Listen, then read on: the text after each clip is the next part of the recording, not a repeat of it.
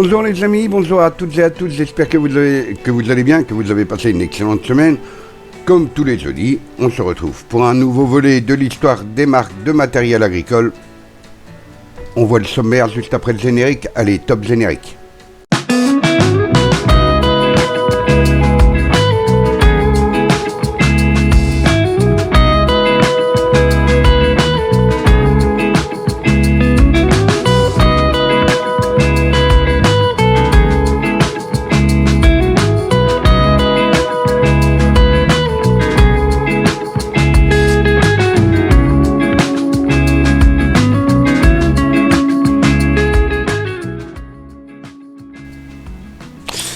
Et oui, bonjour à toutes et à tous les amis, j'espère que vous allez toutes et tous très très bien et que vous avez passé une excellente semaine. Certainement éprouvante et fatigante parce qu'il y a beaucoup de travail à faire dans les champs à cette période de l'année. Bon, je ne vais pas vous apprendre l'agriculture, que vous soyez entrepreneur de travaux agricoles, exploitant céréalier ou exploitant, éleveur ou dans d'autres secteurs de l'agriculture, le printemps est toujours une période où il y a énormément de travail à faire. Donc par avance, je vous remercie en plus d'être de plus en plus nombreux à suivre l'histoire des marques de matériel agricole, de vous abonner. Ça fait plaisir de voir que le nombre d'abonnés augmente et que la famille MX Farmer s'agrandit par la même occasion. Je remercie aussi un abonné qui s'appelle Damien d'apporter quelques idées à des projets que j'ai envie de voir se développer au fil du temps, et de toutes les personnes qui postent leurs commentaires en disant j'ai encore un 1000 Someca, parce que bon, je vais pas tout lire parce que sinon on va y passer un petit bout de temps. Où j'ai encore tel IAS ou Ford ou John Deere. Enfin, ça fait énormément plaisir de voir qu'il y a encore des tracteurs, et comme quoi les tracteurs qui n'avaient pas d'électronique fonctionnent encore. Eh oui, on verra certainement moins de tracteurs et avec de l'électronique fonctionner dans 30 ou 40 ans, comme peuvent l'être encore certains 724, 744, 1000 Someca, toujours est-il, Peut-être est-ce la nostalgie qui me fait parler, mais voilà. Et donc, merci à toutes et à tous pour vos commentaires. Malgré que vous avez énormément de travail, vous arrivez quand même à trouver le temps. Alors, si ça vous apporte un peu de détente, j'en suis heureux de regarder, que vous regardiez les vidéos de la chaîne. Voilà. Et je voulais vous dire au passage que dans quelques semaines, peut-être pour le mois de juin, ou peut-être plus tard, là je suis en train de voir, pour faire une série sur l'histoire de ma vie au service de l'agriculture, depuis mon enfance jusqu'à présent, même si malheureusement je ne peux plus travailler. Mais ça on en reparlera. Voilà. Alors toujours est-il que nous avons parlé dans l'histoire des marques de matériel agricole de Someca, de Clayson, Clayson, Someca, Fiat Someca, de Ford, de Dronningbourg, de Forkris, d'International Harvester, de McCormick. Et aujourd'hui on va continuer. On va continuer parce que pour en arriver, bien entendu, comment en est-on arrivé à CNH, quoi. enfin, CNH, oui, si je puis dire, enfin, toujours est-il comme c'est connu à l'heure actuelle. Et oui, on a parlé de IAS, mais on va parler de CAS. Oui, parce que pour arriver à CAS-IAS, il faut aussi comprendre comment en est arrivé, enfin, ce groupe en est arrivé à l'heure actuelle à être CAS-IAS. Alors, CAS, le fondateur, c'était Jérôme Increase CAS, qui est né en 1819 et qui mourut en 1891. Il est né dans une famille d'agriculteurs de Williamstown, dans l'État de New York. Lorsqu'il était enfant, CAS a entendu parler d'une machine capable de couper le blé sans que les gens aient besoin d'utiliser leurs mains. C'est à ce moment-là qu'il développe un intérêt pour l'agriculture. CAS a emmené des petites machines de battage manuelles au Wisconsin en 1842, où il améliore la conception et a créé une entreprise pour les fabriquer, bien entendu. En 1843, CAS déménagea l'entreprise à Racine, dans le Wisconsin,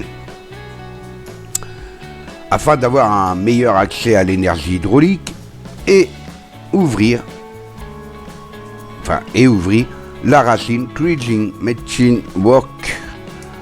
En 1863, CAS s'est associé à 3 de ses principaux employés, Masséna Erskine, Robert Hall Baker et Stephen Bull. CAS était également impliqué dans la politique et les courses de chevaux. Au fil du temps, l'entreprise s'est développée. Et la concurrence dans le secteur agricole, bien sûr, s'est pas fait attendre. Si CAS a introduit un logo, c'est-à-dire l'aigle, comme beaucoup d'entre nous connaissent, pour la première fois en 1865, basé sur All Ab, la mascotte d'un régiment de guerre civile du Wisconsin. CAS a construit sa première machine à vapeur portable en 1869. Un moteur utilisé pour alimenter les batteuses de blé. Ce moteur se trouve au Smithsonian Museum à Washington. DC CAS a remporté la première place à l'exposition de Paris en France pour sa batteuse. Ce fut la première batteuse envoyée à l'étranger par la société CAS et la première de milliers d'autres qui seront ensuite exportées à l'échelle internationale. C'est à cette époque que CAS crée son premier moteur de traction automoteur avec un mécanisme d'entraînement sur l'un de ses moteurs portables. Pendant ce temps, en 1871, le grand incendie de Chicago détruit l'usine McCormick, comme on a pu en parler précédemment. Malgré l'offre de CAS d'aider McCormick dans la fabrication de ces machines, McCormick Company a refusé l'offre et une nouvelle installation appelée McCormick Works a été construite dans le sud-ouest de Chicago.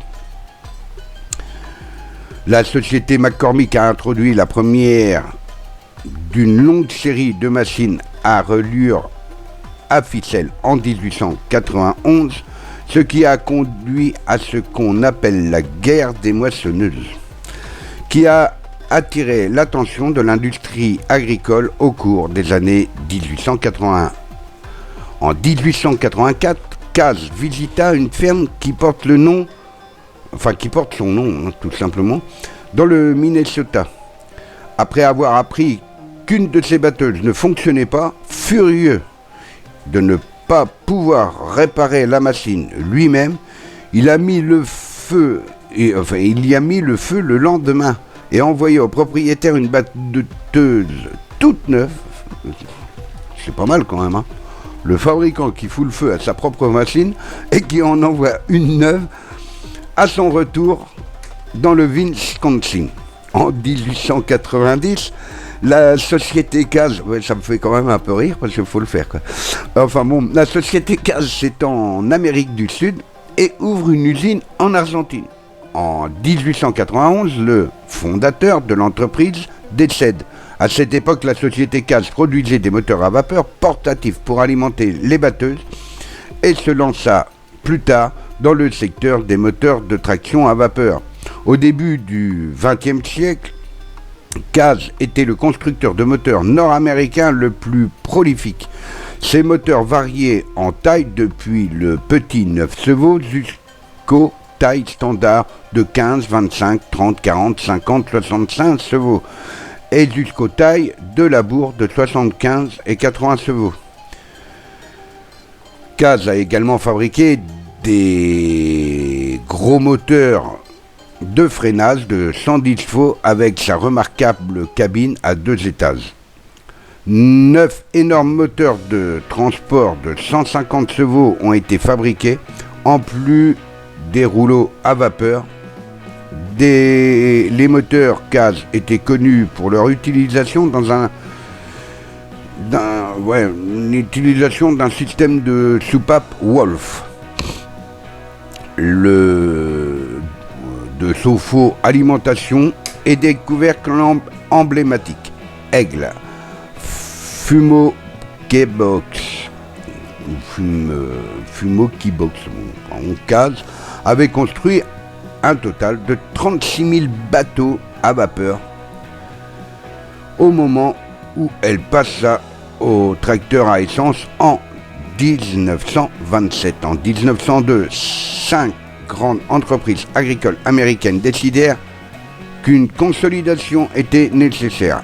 Et c'est ainsi que McCormick Harvesting Machine Company, la Deering Harvester Company, la Plano Manufacturing Company et 2 autres ont fusionné leur entreprise, rebaptisant le nouveau conglomérat d'entreprises internationales Harvester Company, qui est devenu l'un des géants de l'industrie. Et bien entendu, comme je vous le disais, Caz ou Caz Corporation, c'est une entreprise américaine de construction de machines agricoles qui, bien entendu, a été créée en 1842 sous le nom de J.E. Caz Company et qui est devenue en 1985, après divers changements de nom, Caz IAS.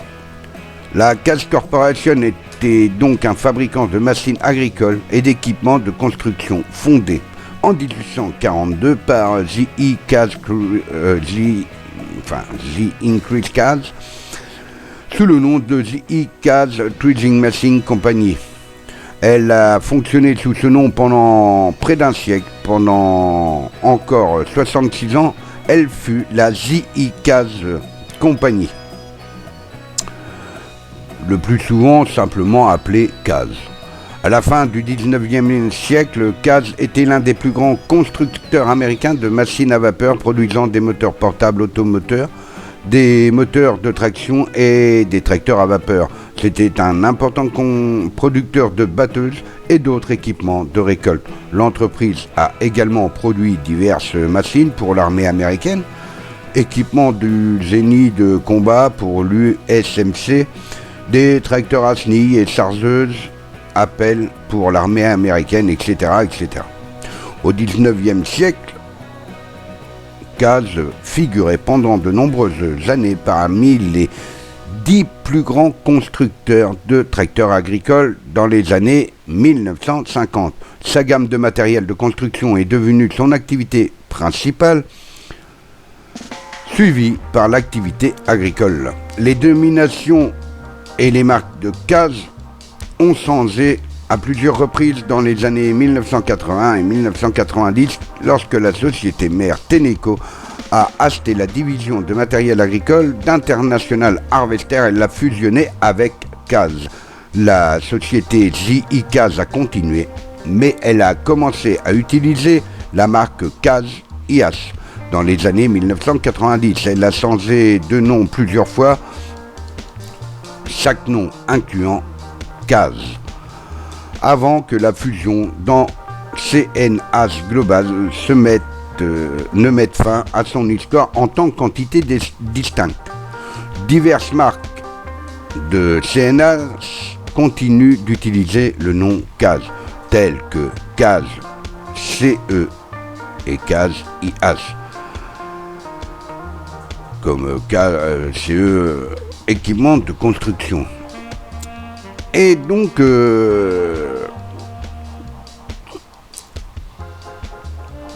comme je vous le disais, comme elle a été fondée en 1842, l'entreprise, bien sûr, a fonctionné près d'un siècle, jusqu'en 1928.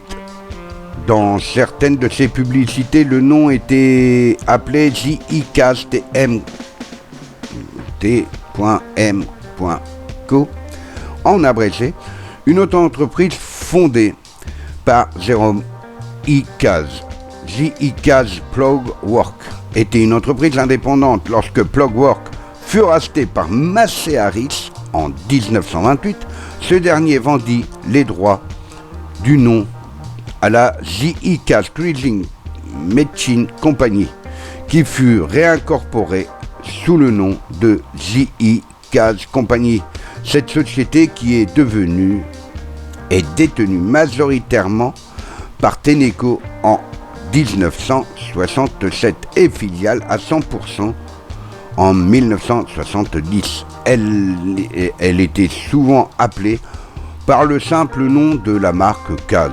En 1984, Tenneco a acheté la division de matériel agricole d'International Harvester et l'a fusionnée dans CAZ, et les marques de matériel agricole ont été regroupées sous le nom de CAZ-IAS, bien que la société soit également restée la société de JICAZ. Cela a continué ainsi jusqu'en 1994 lorsque Tenneco l'a cédé sous le nom de CAZ Equipment Corporation. CAZ Equipment est devenu CAZ Corporation et plus tard CAZ LLC. En 1999, CAZ LLC a fusionné avec New Holland Agriculture pour former CNH Global, une division du groupe Fiat, qui a depuis été scindée en une société détenue majoritairement par Fiat. Le nom CAZ perdure dans deux marques, bien entendu, de CNH, CAZ CE pour CAZ de construction équipement, qui est la troisième plus grande marque mondiale d'équipement de construction, et CAZ-IAS, bien entendu, qui est la deuxième plus grande marque mondiale de matériel agricole.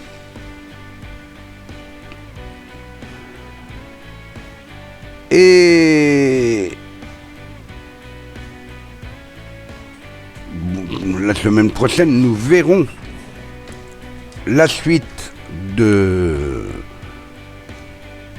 l'histoire de CAZ, parce qu'elle est quand même relativement longue, et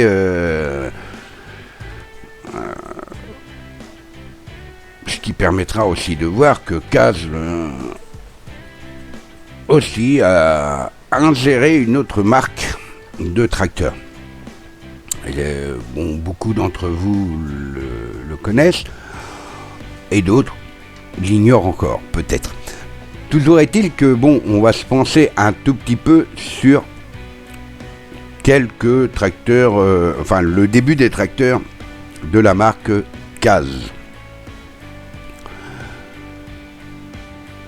On va commencer déjà par le tracteur CAZ 3060, qui développait 67 chevaux et qui fut construit entre 1912 et 1916.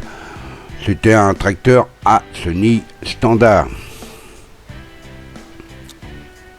Le 2040, entre 1912 et 1919, qui développait 45 chevaux et qui fut construit à Racine dans le Wisconsin par le fabricant JICAZ, bien entendu. Le 10-18, toujours fabriqué à Racine entre 1918 et 1920 et qui développait 20 chevaux. Le 15-27, toujours bien entendu fabriqué à Racine dans le Wisconsin aux USA, qui développait 30 chevaux entre 1919 et 1924.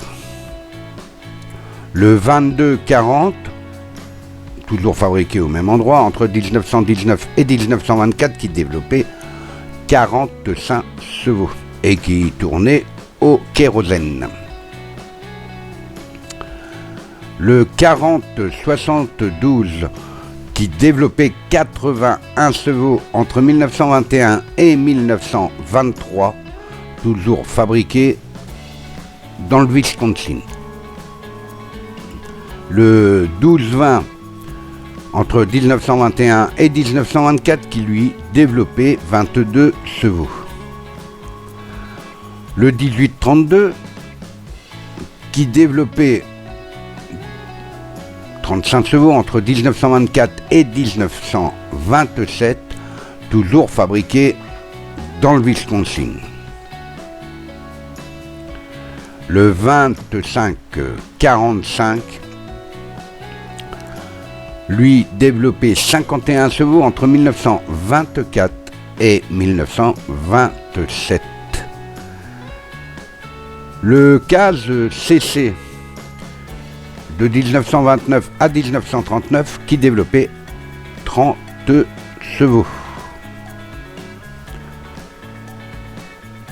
Le CAS tout simplement C entre 1929 et 1940 qui développait 30 chevaux.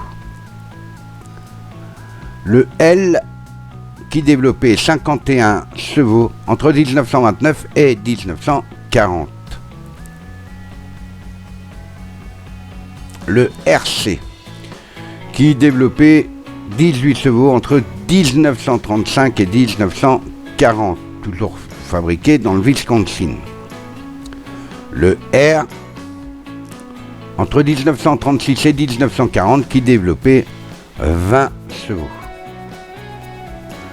Le D qui lui développait 39 chevaux entre 1939 et 1953, toujours fabriqué dans le Wisconsin. Le DC qui développait 42 chevaux entre 1939 et 1953.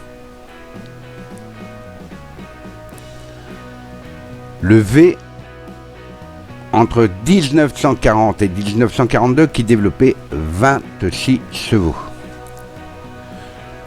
Par contre, lui fut fabriqué à Rock Island dans l'Illinois aux USA.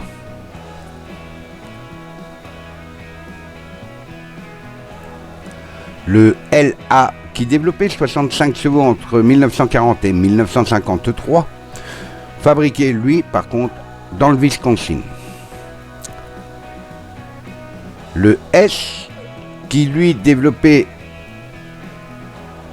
23 chevaux entre 1941 et 1952, fabriqué dans le Wisconsin. Le SC fabriqué toujours dans le Wisconsin entre 1941 et 1954 et qui développait 24 chevaux.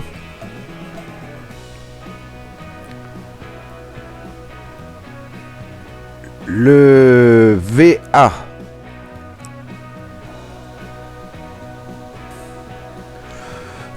quant à lui, fabriqué entre 1942 et 1955, développait 18 chevaux. Le VAC entre 1942 et 1955 qui développait 18 chevaux. Le VAH lui développait 18 chevaux entre 1942 et 1955, fabriqué à Rock Island dans l'Illinois aux USA. Le VAO qui développait 18 chevaux entre 1942 et 1955, Le CAZ 500, entre 1953 et 1956, qui développait 62 chevaux, fabriqué dans le Wisconsin. Le 412,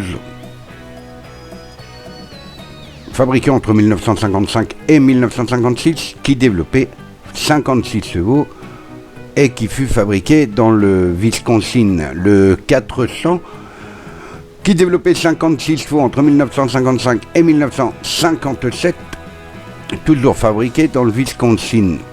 Le 300, tracteur fabriqué entre 1956 et 1958, qui développait 30 chevaux, fabriqué à Rock Island, dans l'Illinois. Le 301, entre 1956 et 1958, qui développait 30 chevaux, fabriqué à Rock Island. Le 302, fabriqué lui aussi à Rock Island entre 1956 et 1958, qui développait 32 chevaux. Le 310, qui développait 32 chevaux entre 1956 et 1958, toujours fabriqué à Rock Island. Le 311, qui développait 32 chevaux entre 1956 et 1958, lui aussi fabriqué à Rock Island. Le 312, le nombre de chevaux, je ne l'ai pas trouvé. Mais bon, toujours est-il que l'année de fabrication en 1957, fabriqué à Rock Island, en nombre d'unités de 458 unités. Le 600, qui fut fabriqué en 1957 à Racine dans le Wisconsin. Le 610, fabriqué lui aussi en 57, bien entendu dans le Wisconsin, lui aussi.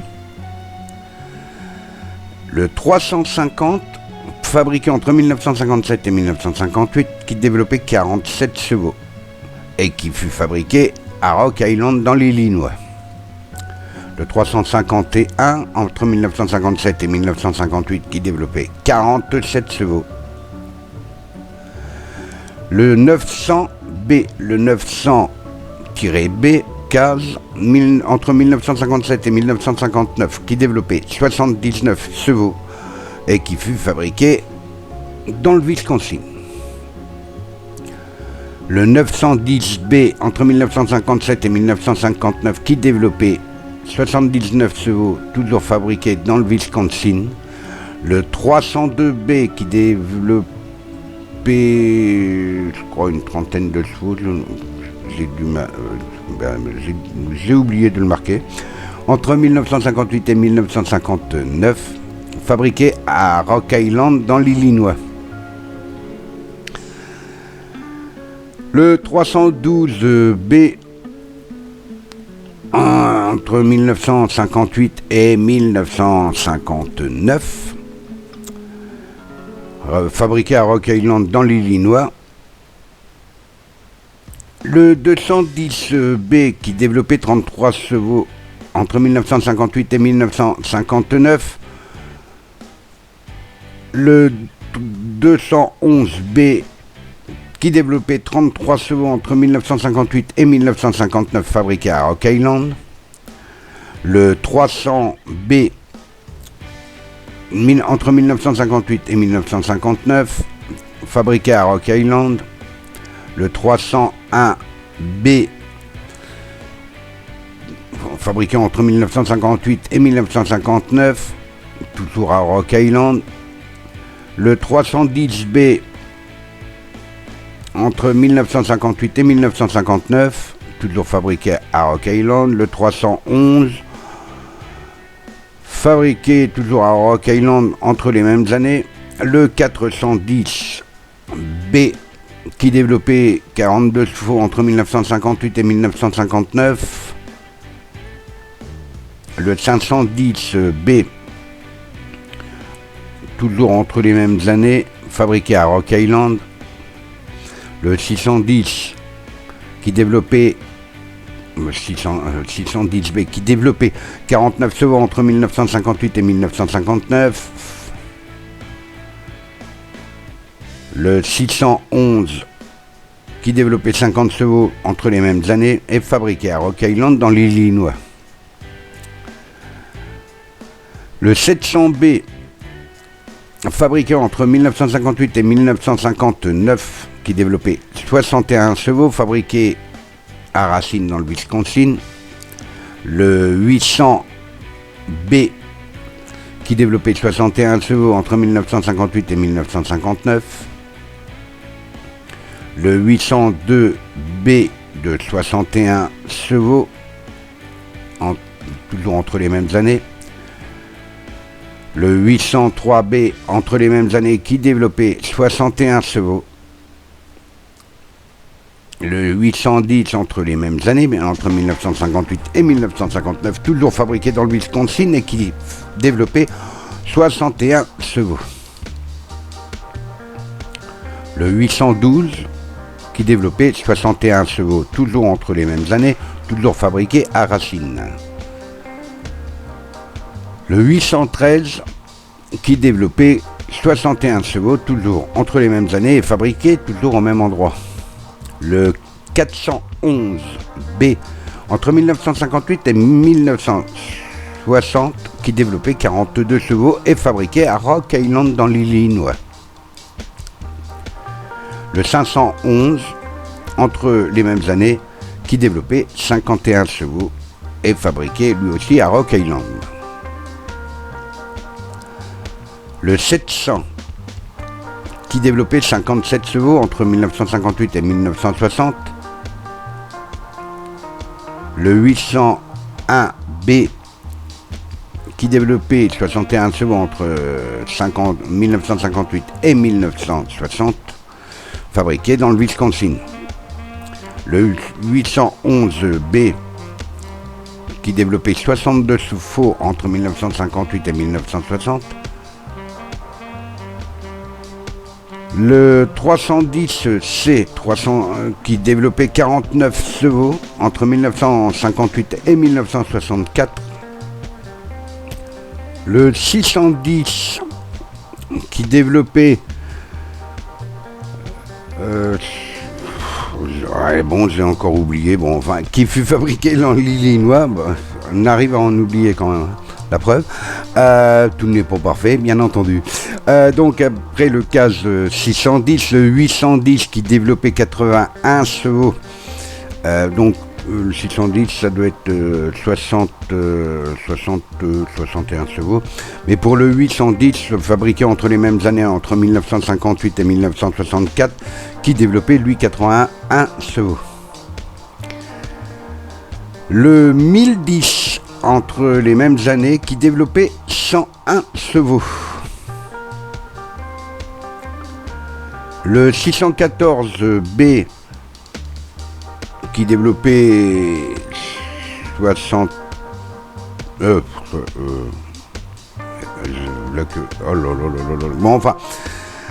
qui fut fabriqué à Rock Island. Le 630 entre 1960 et 1963 qui développait 55 chevaux et qui fut fabriqué à Rock Island et à Racine. Donc qui fut fabriqué dans l'Illinois et le Wisconsin. Le 930, lui fabriqué dans le Wisconsin, qui développait 90 chevaux entre 1960 et 1967. Le 940 qui développait 89 chevaux entre les mêmes années, toujours fabriqué à Wisconsin. Le 430 qui développait 38 chevaux entre 1960 et 1969, fabriqué soit à Rock Island dans l'Illinois ou à Racine dans le Wisconsin. Le 431 entre 1960 et 1969 qui développait 38 chevaux, lui aussi fabriqué à Rock Island ou à Racine. Le 440 entre 1960 et 1969, année érotique. Bon, allez, très... Bon, encore une fois, ouais, bon, fallait que je la mette, celle-là. Je sais pas pourquoi, mais bon, allez, bon. Revenons au CAS 440 de 36 chevaux, fabriqué lui aussi soit dans le Wisconsin ou dans l'Illinois. Le 441, qui lui fut fabriqué entre 1960 et 1969, qui développait 36 chevaux, toujours fabriqué dans les deux usines américaines. Le 530 entre 1960 et 1969, je ne vais pas vous la refaire encore une fois, hein, non, peut-être pas déconner, non. 46 chevaux, qui fut fabriqué lui aussi dans les mêmes usines. Le 730, qui développait 63 chevaux, lui fabriqué dans l'usine Racine du Wisconsin seulement. Le 731, qui était propulsé par un moteur qui développait 63 chevaux. Le 741 de 65 chevaux. Le 830 entre les mêmes années, qui développait 74 chevaux fabriqués à Racine dans le Wisconsin. Le 310E, qui lui développait 42 chevaux entre 1961 et 1964. Le 941, qui développait 96 chevaux entre 1964 et 1969, fabriqué dans le Wisconsin. Le 1031, qui développait 115 chevaux entre 1966 et 1969, fabriqué dans le Wisconsin. Le 1200, qui développait 135 chevaux entre 1966 et 1969, tracteur 4 roues motrices, et qui fut fabriqué à Rockford dans l'Illinois ou à Racine dans le Wisconsin.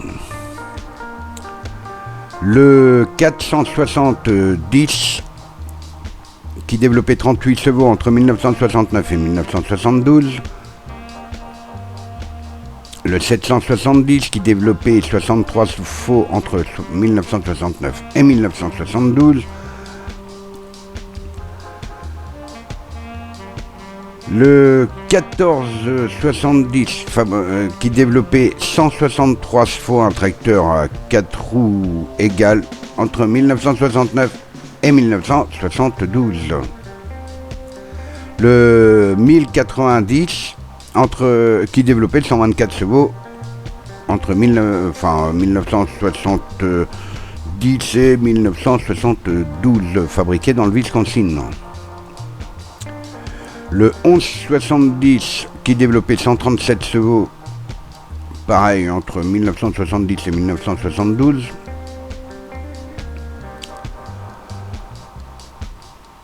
Le 570, qui développait 44 chevaux entre 1970 et 1973, fabriqué dans dans le Wisconsin, pardon.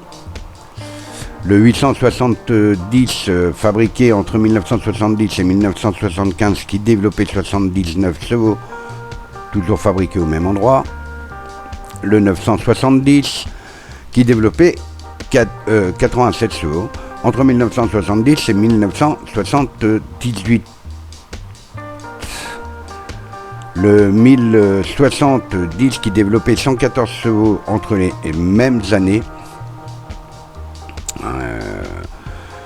et qui fut fabriqué dans le Wisconsin. Le 1175, fabriqué entre 1971 et 1978, qui développait 137 chevaux, fabriqué dans le Wisconsin. Le 1370, qui développait 160 chevaux entre 1971 et 1978. Le 1270 qui développait 143 chevaux, toujours entre les mêmes années. Le 2470 qui développait 196 chevaux entre 1972 et 1979. Le 2670 fabriqué entre 74 et 79, 1900 bien entendu, qui développait 246 chevaux. Le 1570 qui développait 203 chevaux entre 1976 et 1978, fabriqué à Racine dans le Wisconsin. Le 2870 entre 1976 et 1979 qui développait 304 chevaux, propulsé par un moteur Saab Scania. Comme quoi, le 885 qui développait 48 chevaux entre 1976 et 1980, qui n'était autre qu'un Dronningbourg. David Brown, c'est beaucoup que j'ai dit Dronningbourg, un David Brown. Brown, comme vous voudrez. Bien entendu, les plus jeunes ne connaîtront peut-être pas. J'ai eu l'occasion de connaître quand même ces tracteurs-là. Comment c'est un vieux, hein, on va dire, oui. Enfin, déjà, pour les jeunes, à 40 ans, on est des vieux maintenant, donc là. Enfin, toujours est-il que le 885, qui n'était autre que... Mais ça, on reviendra sur l'histoire de Caz avec David Brown. Donc, pour le 990, qui lui fut fabriqué à Meltham Mills, Huddersfield, en Angleterre, entre 1976 et 1980.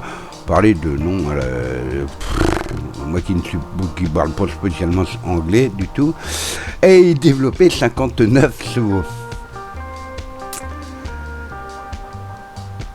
Le 995, fabriqué aux mêmes endroits. Alors, me demandez pas tout le temps de le dire, parce que là, ça va... oui, hein, non, vous n'êtes pas méchant. Donc, qui fut fabriqué par David Brown, et qui n'était autre que le Caz 995, qui développait 65 chevaux entre 1976 et 1980. Le 1210 entre 1976 et 1980, lui fabriqué toujours en Angleterre. Le 1410 qui développait 91 chevaux entre 1976 et 1980, toujours fabriqué en Angleterre.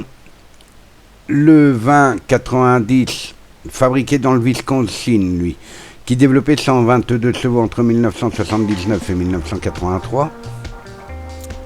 Le 2290 qui développait 145 chevaux entre les mêmes années, fabriqué toujours aux USA. Le 2390 fabriqué entre 1979 et 1983, qui développait 180 chevaux. D'ailleurs, ces lignes-là, pas tout à fait, nous les retrouverons bien entendu dans les Caz IAS, hein, parce que, comme on peut voir déjà la calandre au capot, qui déjà donnait un ton à la future ligne IAS. Et donc après le 2390 qui développait 181 chevaux, le 2470B qui lui développait 215 chevaux et qui fut fabriqué au Brésil entre 1979 et 1983. Le 2590 fabriqué dans le Wisconsin qui développait 203 chevaux entre les mêmes années. Le 44-90 qui développait 197 chevaux, toujours entre les mêmes années. Le 46-90 qui développait 265 chevaux. Et le 48-90 qui développait, lui, 304 chevaux, entre 1979 et 1983, fabriqué dans le Wisconsin. Le 11-90, qui développait 48 chevaux entre 1981 et 1983, fabriqué en Angleterre. Le 12-90, fabriqué lui aussi en Angleterre, qui développait 59 chevaux entre les mêmes années. Le 13-90, toujours entre les mêmes années, qui développait 67 chevaux et fabriqué en Angleterre. Le 14-90, qui développait 84 chevaux.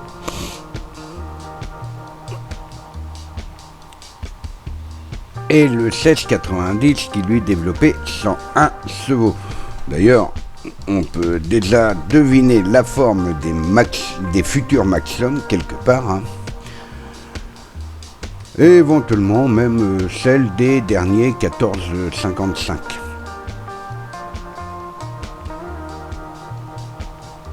Le 44-96 qui développait 216 chevaux entre 1981 et 1983, qui fut fabriqué au Brésil. Le 11-94 qui développait 50 chevaux entre 1983 et 1984, fabriqué en Angleterre.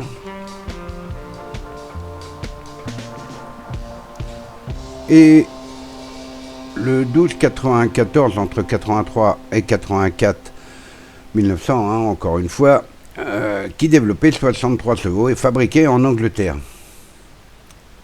Le 13-94, fabriqué entre 1983 et 1984, pardon, qui développait 78 chevaux, fabriqué en Angleterre. Le 14-94, fabriqué en Angleterre lui aussi, et qui développait 86 chevaux entre 1983 et 1984. Le 15-94, qui développait 98 chevaux entre 1983 et 1984, fabriqué en Angleterre. Le 16-94, de 114 chevaux entre 1983 et 1984. Le 48-94 qui développait 304 chevaux entre 1983 et 1984, fabriqué dans le Wisconsin, et toujours propulsé par un moteur de 11 litres de cylindrée, 6 cylindres diesel, fabriqué par Saab Scania. Que franchement, ça, je pense qu'on était nombreux à l'ignorer. Le 20-94, construit en 84, qui développait 129 chevaux, qui fut fabriqué dans le Wisconsin. Le 22-94, lui aussi fabriqué dans le Wisconsin, qui développait 158 chevaux. Le 23-94 qui développait 200 chevaux, toujours entre les mêmes années, hein. Le 25-94, lui, développait 220 chevaux. Le 44-94, développait 216 chevaux. Lui, par contre, était propulsé par un moteur CAZ. Nous finirons bien entendu par le 46-94, enfin finirons, nous allons bientôt finir pour CAZ, et le 46-94 qui développait 265 chevaux. Le 49-94 qui développait 406 chevaux entre les mêmes années, fabriqué dans le Wisconsin, toujours propulsé lui par un moteur Saab Scania de 14,2 litres de cylindrée pour 8 cylindres diesel. Le 18-96 qui développait 107 chevaux entre 1984 et 1985, fabriqué dans le Wisconsin. Le 2096, fabriqué lui aussi dans le Wisconsin, qui développait 130 chevaux entre les mêmes années, entre 1984 et 1985. Et le 3294 pour finir, qui développait 200 chevaux entre 1984 et 1985. Et voilà pour la série des tracteurs des tracteurs CAZ. Hein. Et comme nous avons pu le voir, il y a des David Brown. En effet, nous verrons ça dans le prochain volet de l'histoire des marques de matériel agricole. Et pour retenir quelques dates de CAZ, hein, et on là-dessus, donc en 1895, la société CAZ avait commencé à produire des moteurs à essence. En 1899, la société CAZ entra sur le marché russe. En 1915, CAZ a présenté la première batteuse entièrement en acier. CAZ a vendu son premier tracteur à essence cette année-là et a établi une présence continue en Europe lorsque l'entreprise a remporté la première place dans un concours de labour organisé dans ce que l'on appelle le vieux continent. CAZ développe à cette époque une large gamme de produits, batteuses, relieuses, niveleuses, réservoirs d'eau, charrues, poussettes et même des automobiles.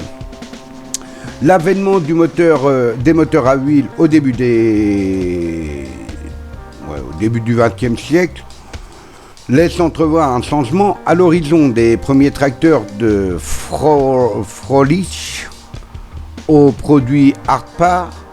Les tracteurs pétroliers semblaient être la voie à suivre. CAZ a embauché Joe Zagersberger, si on veut, et il a testé un moteur en participant aux 500 miles d'Indianapolis en 1911. CAZ a commencé la production du moteur à huile 3060 en 1912. CAZ a également produit des tracteurs à kérosène au cours de son adolescence, similaires aux moteurs à huile Rumely. Je vais y arriver. Hein. Pendant la Première Guerre mondiale, les ventes et la demande de CAZ ont considérablement augmenté en Europe. Ces augmentations étaient directement liées à la guerre. Alors que de nombreux ouvriers agricoles devenaient soldats, chaque agriculteur restant devait devenir plus productif et les machines étaient le moyen d'y parvenir. En 1919, John Deere entra dans le secteur des abatteuses et la réponse d'International Harvester à leur nouveau concours fut d'acheter PEO, Plugging de Canton dans l'Illinois et la société Chattanooga Plugging de Chattanooga dans le Tennessee. Henry Ford s'est également lancé dans le secteur des tracteurs avec son tracteur Fordson, comme nous avons pu le voir dans le volet de la semaine dernière, produit dans l'immense usine de Rivière-Rouge. Un ralentissement économique au début des années 20 a freiné les ventes de tracteurs. La réduction du prix pour stimuler la demande a déclenché une guerre des prix dans l'industrie des tracteurs, appelée la guerre des tracteurs. Ford, avec un énorme avantage en termes de capacité de production et de distribution, avait le dessus, produisant environ 73% de tous les tracteurs américains. IAC arrivant loin en deuxième position avec 9%, et plusieurs autres sociétés se partageant le reste des pourcentages. En 1923, l'IAC Farmal entra dans le secteur agricole et la mainmise de Ford commença à perdre. Cette même année, la 100 millième batteuse produite par Caz sortait de la scène de montage, ce qui marquait une étape importante pour l'entreprise Caz. En 1927, la société J.I. Caz cesse de construire ses légendaires machines à vapeur. Les machines à vapeur Caz produites à plus de 30 000 exemplaires étaient peintes en noir avec des machines vertes, tandis que les tracteurs à gaz étaient peints en gris. En 1939, Caz a changé sa palette de couleurs en flambeau red, les excavatrices étant d'un jaune vermeil. En 1929, Caz s'était étendu en Australie, au Mexique et à la Suède et à d'autres pays, d'où les moteurs d'ailleurs Saab. Saab Scania bien entendu. Cette année-là, également, la société J.I. Caz produit son premier tracteur Ashley. Les tracteurs S et V ont été introduits en 1940. Une petite production automobile, les automobiles,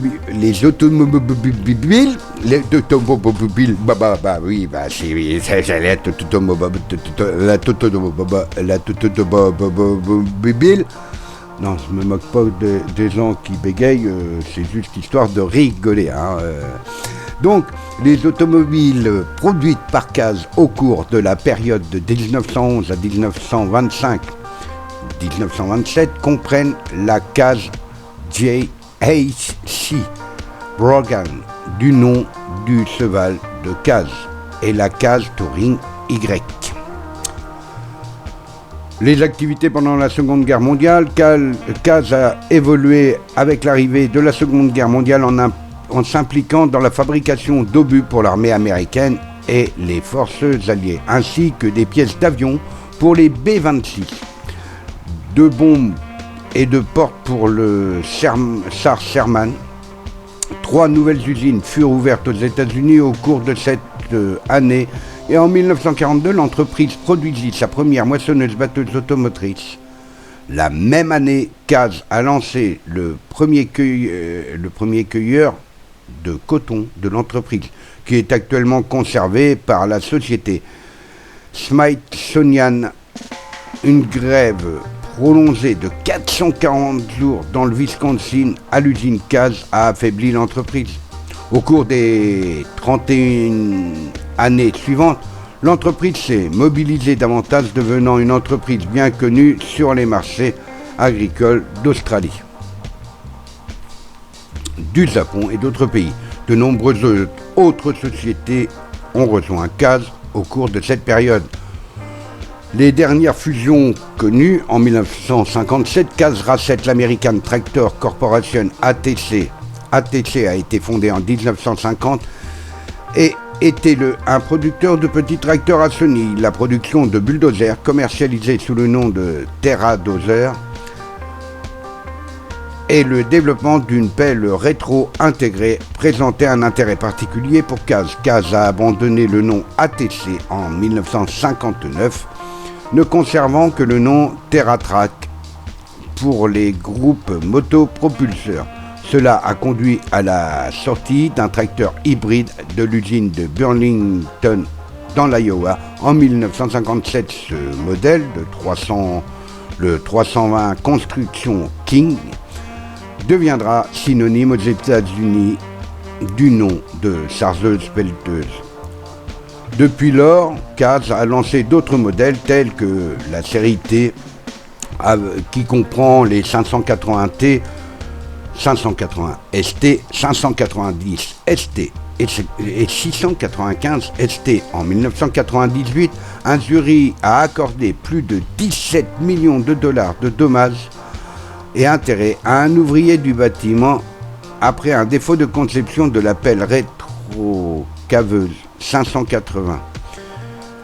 Les écrasé et paralysé de la taille aux pieds alors qu'il utilisait la machine. En 1961, Caz Corporation a signé un accord avec Air Ride CSA et Metallurgica Tyndall à Buenos Aires pour fabriquer des tracteurs et des outils agricoles CAS sous licence en Argentine. Les modèles construits étaient les 830 et le 831, rendus jusqu'à 1964, date à laquelle Rail CSA ferme ses portes. 1964 marque l'acquisition de Cold Garden Tractor.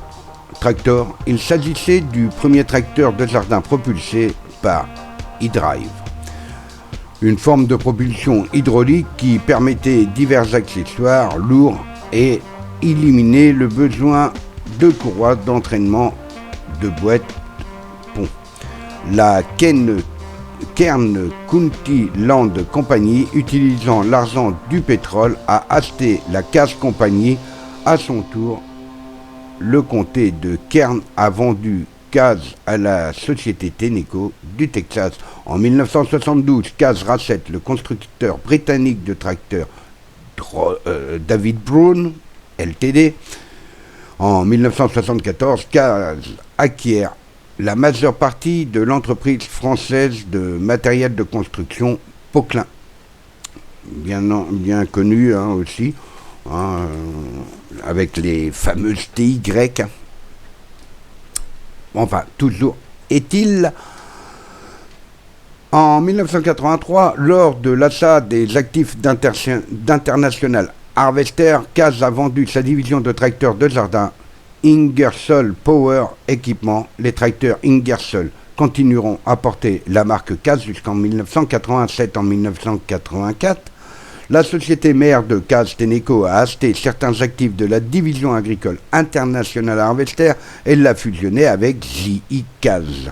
Tous les produits agricoles sont d'abord étiquetés CAS International, puis CAS IAS. Ensemble, ils ont utilisé la série 94 CAS Utility à 2 et 4 roues motrices. Pour les premiers tracteurs CAS-IAS, le premier tracteur développé par la nouvelle société fut le majestueux et fantastique Magnum, dont nous parlerons un petit peu plus tard. Introduite en 1987, la production du Magnum a commencé et la gamme 94 a été abandonnée. Lorsque CAS-IAS a racheté Steiger Tractor en 1986, la marque Steiger a été conservée et c'est toujours le cas aujourd'hui. En 1996, le constructeur australien de tracteurs Steer a été racheté à son tour. CAS Corporation s'est associé avec New Holland NV pour devenir CNH, CAS New Holland. Aujourd'hui, CAS New Holland Industrial. Et en novembre 1999, bien entendu, cette grande société a vu le jour. En raison de la fusion, CNH a été forcé de libérer ses usines de production de Doncaster en Angleterre, de Winnipeg et de Manitoba au Canada. Le site de Doncaster a été racheté par le groupe Arco, propriétaire du constructeur de tracteurs Landini, et a ramené la marque McCormick. L'usine de Winnipeg a été reprise par la famille Buller pour lancer Buller Tractor. En Europe, la fusion avec New Holland, y compris les anciennes lignes de tracteurs Fordson et Fiat, ont été le succès espéré par CAS-IAS. A été le succès espéré par CAS-IAS. En 2006, CAS-IAS a élaboré un plan visant à redonner une touche internationale à ses produits. Ils ont ramené l'ancien logo International Harvester et ont fait une différence plus technique entre les deux marques. Montgomery Design International a refait le design et le style industriel du Magnum et de plusieurs autres nouveaux produits CAS-IAS, ainsi que le style New Holland Cat Size sur tous les tracteurs New Holland et le style révisé du tracteur Steer. Voilà pour l'histoire de CAS. La semaine prochaine, je pense qu'on va se penser encore plus dans les reprises et tout ce qui est fait de nos jours, la réputation de Caz. Je parle de Casillas, pas de CNH, mais de Casillas. J'espère que vous aurez pris autant de plaisir que j'en ai pris à faire encore ce volet de l'histoire des marques de matériel agricole. Je vous souhaite par avance une excellente semaine. J'attends vos commentaires en retour. Et aussi d'aller voir vite fait, si vous le voulez bien, dans la proposition que j'ai faite, comment vous être utile. Si vous êtes intéressé, n'hésitez pas à poster vos commentaires de façon à ce qu'on puisse développer cette idée ensemble et qu'elle puisse vous être utile, le cas échéant. Sur ce, je vous souhaite une excellente semaine, portez-vous bien et on se retrouve la semaine prochaine pour un nouveau volet des marques, de l'histoire des marques de matériel agricole. Allez, bonne semaine. Ciao, ciao, bye bye.